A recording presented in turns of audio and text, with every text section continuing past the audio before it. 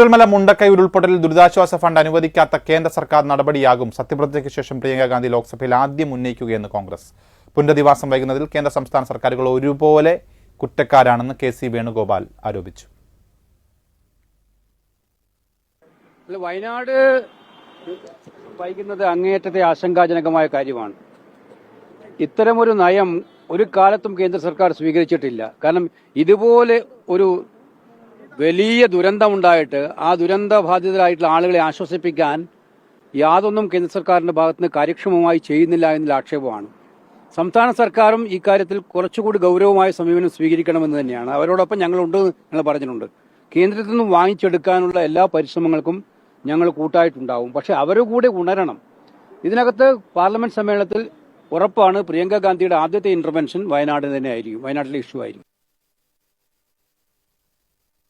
വിവരങ്ങളുമായി ധനേഷ് രവീന്ദ്രൻ ചേരുകയാണ്. ധനേഷ്, പാർലമെന്റിൽ പ്രിയങ്കയുടെ ആദ്യ പ്രസംഗം ദേശീയ ശ്രദ്ധ നേടുന്ന ഒന്നാകും. അതിൽ വയനാട് വിഷയമാകുന്നു എന്നുള്ളത് ദുരിതബാധിതരെ സംബന്ധിച്ചും പ്രതീക്ഷാഫലമാണ്. പ്രിയങ്കയുടെ വയനാട് സന്ദർശനത്തിലടക്കം കോൺഗ്രസ് കൈക്കൊള്ളുന്ന തീരുമാനങ്ങൾ എന്തൊക്കെയാണ്?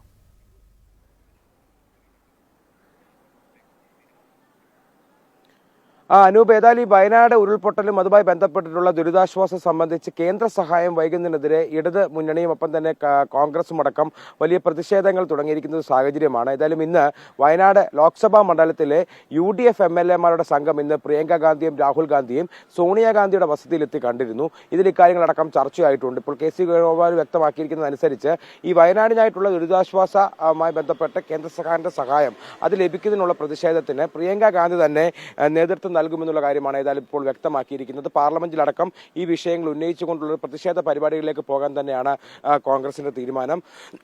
അതിന്റെ ഭാഗമായിട്ടാണ് ഏതായാലും ഇപ്പോൾ നിലവിൽ ഇത്തരത്തിലൊരു യോഗമടക്കം ഇന്ന് ദില്ലിയിൽ നടന്നത്. ഏതായാലും LDF അടക്കം വയനാടുമായി ബന്ധപ്പെട്ട് ഈ ഫെബ്രുവരിയിൽ ദില്ലിയിൽ സമരം പ്രഖ്യാപിച്ചിട്ടുണ്ട്. എന്നാൽ ഈ സമരത്തെക്കുറിച്ച് യാതൊന്നും തന്നെ നേരത്തെ LDF നേതാക്കൾ ചർച്ച ചെയ്തിട്ടില്ല എന്നുള്ള കാര്യവും ഇന്ന് കെ.സി. വേണുഗോപാൽ ദില്ലിയിൽ മാധ്യമങ്ങളോട് വ്യക്തമാക്കിയിട്ടുണ്ട്.